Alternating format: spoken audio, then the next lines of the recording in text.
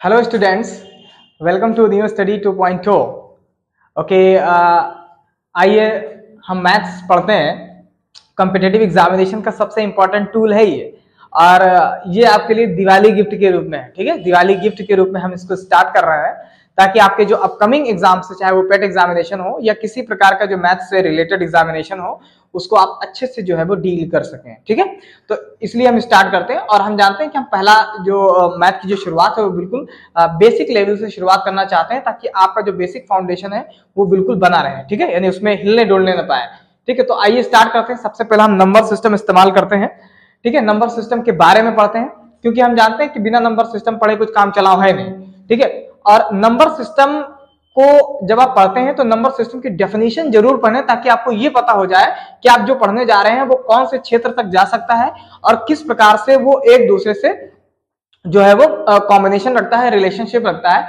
तो पहले number system की डेफिनेशन हम पढ़ते हैं ताकि हमको उसका दायरा पता चल जाए और कौन कौन सी चीजें इसके इर्द गिर्द घूमती हैं ये भी जो है हमको पता चल जाए। चलिए वी शैल स्टार्ट नाउ। ठीक है, सबसे पहला है कि नंबर सिस्टम की, जैसे कि मैंने डेफिनेशन लिखी है और मैंने क्या लिखी है कि a system in which we study different types of numbers. क्या मतलब है इसका? कोई ऐसा सिस्टम जिसके अंदर हम डिफरेंट टाइप्स ऑफ नंबर्स को पढ़ते हैं, यानी अलग अलग प्रकार की संख्याओं को पढ़ते हैं। देयर रिलेशनशिप, तो ये जो यहां से लिखा है डिफरेंट टाइप्स ऑफ नंबर, ये इंपॉर्टेंट पॉइंट है। Different types of number is very important term. ठीक, देयर रिलेशनशिप, इनके रिलेशनशिप के बारे में पढ़ते हैं। रिलेशनशिप का मतलब होता है अंतर संबंध या आपस में रिलेशनशिप या रिलेटिव्स, किस तरीके से वो आपस से जुड़े हुए हैं। नंबर्स की बात हो रही है यहाँ पे। ठीक है, जुड़े हुए हैं। एंड द रूल्स गवर्न, और कौन कौन से ऐसे रूल हैं जिनको ये फॉलो करते हैं या कौन कौन से ऐसे रूल हैं जो इन्हें गवर्न करते हैं या इन्हें संचालित करते हैं, इसके बारे में पढ़ते हैं। ठीक है, या कौन कौन से जो रूल है वो इसके अंदर इन्वॉल्व है, इसलिए तब इसको हम क्या बोलते हैं, नंबर सिस्टम के रूप में जाना जाता है। मैं फिर से अपनी बात दोहरा रहा हूं कि एक ऐसा सिस्टम जिसके अंदर हम डिफरेंट टाइप्स के नंबर्स को पढ़ते हैं, अलग अलग प्रकार की या विभिन्न प्रकार की संख्याओं को पढ़ते हैं, उनके अंतर संबंध के बारे में पढ़ते हैं और कौन कौन से रूल को वो फॉलो करते हैं, कौन कौन से रूल के द्वारा वो संचालित किए जाते हैं, ऐसे सिस्टम को नंबर सिस्टम के रूप में जाना जाता है। राइट, चलिए अगर हम देखें तो हम जिस रूल को फॉलो करते हैं, यानी जिन नंबर की स्टडी करते हैं, तो अगर आप देखें तो इन हिंदू अरेबिक सिस्टम, इन हिंदू अरेबिक सिस्टम, अगर हिंदू अरेबिक सिस्टम के अंदर देखी जाए, ठीक है, अगर हम देखते हैं तो हिंदू अरेबिक सिस्टम के अंदर जो संख्याएं हैं उनको लिखने के लिए कुछ सिंबल्स का प्रयोग किया जाता है। सिंबल्स का प्रयोग किया जाता है, और ये सिंबल्स क्या है, जैसे 0 हुआ, 1 हुआ, 2 हुआ, 3 हुआ, 4 हुआ, एज ऑन, जो भी इधर चलता जाए। ठीक है, और इन सिंबल्स का प्रयोग करते हैं। वो आपके सामने लिख दिया मैंने, 0 1 2 3। इन सिंबल्स को डिजिट कहा जाता है। क्या कहा जाता है? डिजिट कहा जाता है। यानी ये जो सिंबल्स हैं इन्हें क्या कहा जाता है? डिजिट कहा जाता है। तो आपके सामने जो यहाँ पे लिखे हुए हैं ये सब के सब क्या कहलाते हैं? डिजिट कहलाते हैं। क्या कहलाते हैं? डिजिट कहलाते हैं। हिंदी में आप उनको अंक बोलते हैं। तो हिंदू अरेबिक सिस्टम में अगर देखा जाए तो डिजिट्स को लिखने के लिए कुछ सिंबल्स का प्रयोग किया जाता है। ठीक है, ये आपके सामने जो है वो लिखे हुए हैं। अंडरस्टैंड?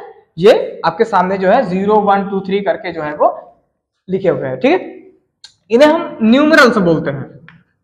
न्यूमरल्स, तो न्यूमरल्स हम किसको बोलेंगे? सबसे पहला है systematic arrangement of the digits. Numerals किसको बोलते हैं?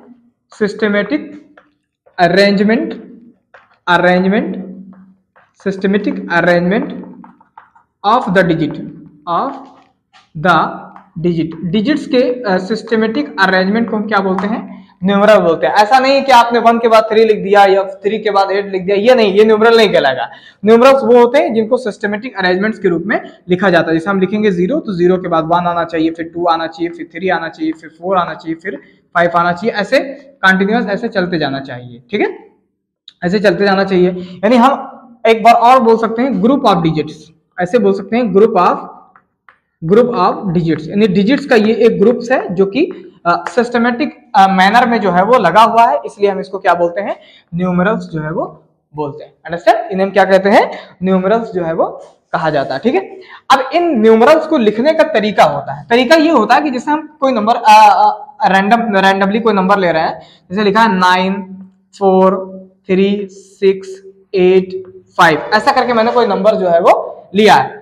तो आप देखिए कि जब हम नंबर्स को लिख रहे हो और इनका जो मतलब नेमिंग है या इनको जब वर्ड्स में लिखा जाता है तो ये कितना है, ये नंबर कितना है, इसको पहचानने के लिए या इसको डिसाइड करने के लिए, फैसला लेने के लिए हमें राइट से हमेशा किधर जाना पड़ता है, लेफ्ट की तरफ जाना पड़ता है। किसकी तरफ? राइट से लेफ्ट की तरफ। आप जब भी इसको मतलब लिखा जाएगा तो इधर से ही लिखा जाएगा। हम लोग नॉर्मली इधर से लिखते हैं, लेकिन जब इसकी प्लेस की बात आती है तो हम इधर से ही इसको गिन के ये पता लगाते हैं। जैसे आप लोगों ने भी जानते होंगे कि इकाई, दहाई, सैकड़ा, हजार, 10,000, लाख, ऐसे करके, जैसे 1, 10, 100, 1000, 10,000 एंड, ठीक है, सॉरी 1, 10, 100, 1000, 10,000 एंड लाख, ओके, ऐसा करके। और उसमें अलग चलता रहता है, इंटरनेशनल वाले में अलग चलता है। तो इसको हम इधर से ही जब हम डिसाइड करेंगे तो हम इधर से ही करेंगे। जैसे ये पहले वाले को हम क्या बोलते हैं, 1 बोलते हैं, 1 वंस, और इसको बोलेंगे टेंस, इसको दहाई बोलते हैं। ये इकाई है, ये दहाई है। फिर नीचे वाले को हम क्या बोलेंगे, 100 बोलेंगे। क्या बोलेंगे? 100 बोलेंगे। बहुत घबराने की आपको जरूरत नहीं है। और इसको हम बोलेंगे 1000, ठीक है, 1000। आपको परेशान नहीं होना है क्योंकि हम आपके साथ हैं, ठीक है। 10,000 इसको बोलते हैं 10,000। 10,000 मैं इंडियन सिस्टम की बात कर रहा हूँ, अभी मैं इंटरनेशनल की कोई बात नहीं कर रहा हूँ, ठीक है। पहले आप इंडियन सीख लें अच्छे से, क्योंकि आप इंडियन हैं, आप भारतीय हैं, ठीक है। इसको बोलते हैं लाख, ओके।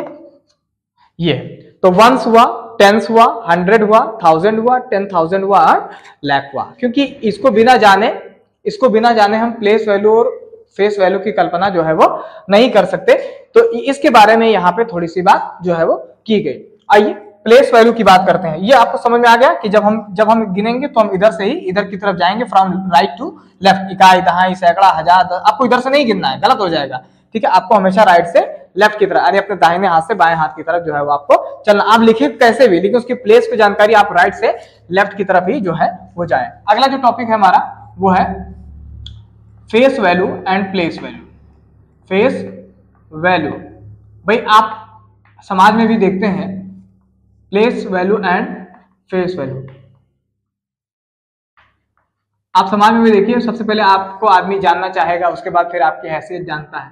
बिल्कुल वैसा ही इस मैथ के अंदर भी चलता है। कृपया इसे समाज से जोड़े तुरंत, ताकि आपको याद रहे। आप देखिए, आदमी पहले आपको पहचानता है, उसके बाद आपकी हैसियत का पता लगाने लगता है। वैसे ही तो जब वो आपको जानता है तब उसे फेस वैल्यू कहा जाता है, लेकिन जब वो आपकी हैसियत के बारे में जानने की कोशिश करता है तो वो उसकी प्लेस वैल्यू कहा जाता है। क्योंकि आप जानते हैं कि जितने भी लोग होते हैं समाज में, वो किसी पर्टिकुलर आदमी के प्लेस जानना चाहते हैं कि वो किस पोस्ट पे है, वो कौन से रैंक पे है या किसी प्रकार। उसी तरीके से नंबर्स के अंदर भी होता है कि फेस वैल्यू क्या है। फेस वैल्यू की जो आइडेंटिटी होती है, जो पहचान होती है, वो स्वयं वही गिनती होती है। जो आइडेंटिटी, उसका जो पहचान पत्र होता है वो स्वयं वही होता है। और प्लेस वैल्यू को हम इसको बोलते हैं लोकल वैल्यू। क्या बोलेंगे? Local value. Place value is also called local value, कि what is the position of that number in a particular series, ठीक है। तो आप ऐसे बोल सकते हैं, जैसे मेरे सामने एक लिखा गया 47638 ठीक। अगर मैं आपसे कहूं कि बताइए इसमें 8 की फेस वैल्यू क्या है और 7 की फेस वैल्यू क्या है, तो जब हम फेस वैल्यू की बात करते हैं तो फेस वैल्यू वही संख्या हो जाती है जिसके बारे में पूछा जाता है। तो उसकी फेस वैल्यू कितनी हो जाएगी? 8, और यहाँ पे इसकी फेस वैल्यू कितनी हो जाएगी?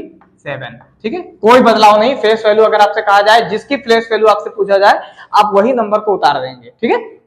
लेकिन अगर आपसे पूछ लिया जाए कि बताइए 6 की प्लेस वैल्यू क्या है, तो आप 6 की प्लेस वैल्यू कैसे बताएंगे? तो प्लेस वैल्यू बताने का तरीका ये है कि आप ये देखिए कि ये 6 कौन सी पोजीशन है। अब इधर आपको गिनना पड़ जाएगा, इधर से आपको राइट से लेफ्ट की तरफ जाना। जैसे मैंने बताया था कि आप इधर से ही गिनेंगे, तो आप देखिए इधर से गिन रहे हैं, इकाई, दहाई, सैकड़ा, हजार।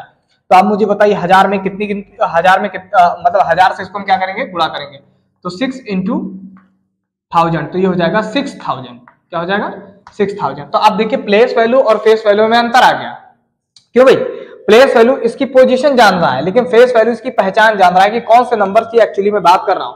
और प्लेस वैल्यू ये बताता है कि ये जो नंबर है वो कौन सी पोजीशन पे है, ये कहाँ है, इसकी क्या वैल्यू है, वो उसकी प्लेस वैल्यू जो है वो बताता है। तो इसका जो सीधा सा तरीका वो ये है कि जिसकी प्लेस वैल्यू पूछी जाए उस संख्या को लिखे और उसके बाद जितने भी अंक लिखे हुए हैं उनके उतना ही 0 लगा दें। जैसे मैं आपको 4 बता रहा हूं, तो 4 जैसे ये लिखा है 4, तो 4 के बाद कितने अंक हैं? 1 2 3 4 5, हम 5 0 लगा दें। 1 2 3 4 5, यही इसका आंसर हो जाएगा। ये इसकी क्या हो जाएगी?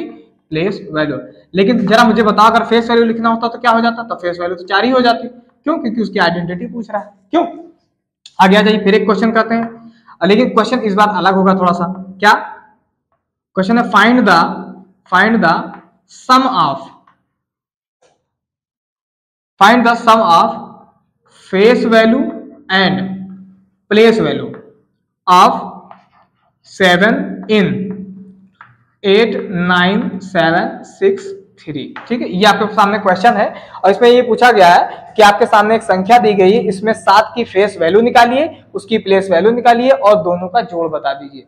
तो देखिए बहुत ही आसानी से हमको करना है, हमें पहले ये नंबर लिखना पड़ेगा, क्योंकि मेरे सामने लिखा हुआ है इसलिए हम दोबारा नहीं लिखेंगे। तो आपके सामने 7 का पूछा गया है, तो 7 की फेस वैल्यू क्या होगी? आप तो खुद आप जान गए होंगे कि मैं किसकी बात कर रहा हूं।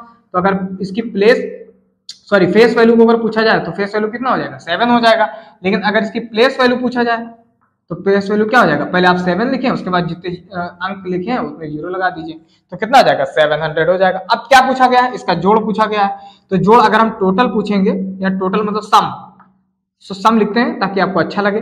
सम लिखेंगे तो ये हो जाएगा FV प्लस PV, यानी face value plus place value. तो फेस वैल्यू कितनी आई भाई? 7 आई है, और प्लेस वैल्यू कितनी आई है? 700 आई है। अब कुछ लोग इसको जोड़ने में गलत कर देते हैं। देखो आपको ऐसा नहीं करना, आपको जो बड़ी गिनती है उसको ऐसे ले लेना है, पहले लिखना है, और जो आपको छोटी गिनती लगे आपको उधर से लिखना है, तो आप यहां से लिखिएगा। ठीक है, तो आप देखिए यहाँ 7 हो जाएगा, ये 0 हो जाएगा, ये 7, तो इसका मतलब इसका जो आंसर है वो क्या हो जाएगा? 707। अंडरस्टैंड? ये थोड़ा सा आपको ध्यान में रखना पड़ेगा। एक क्वेश्चन और करते हैं ताकि आप हमें और समझ में आ जाए।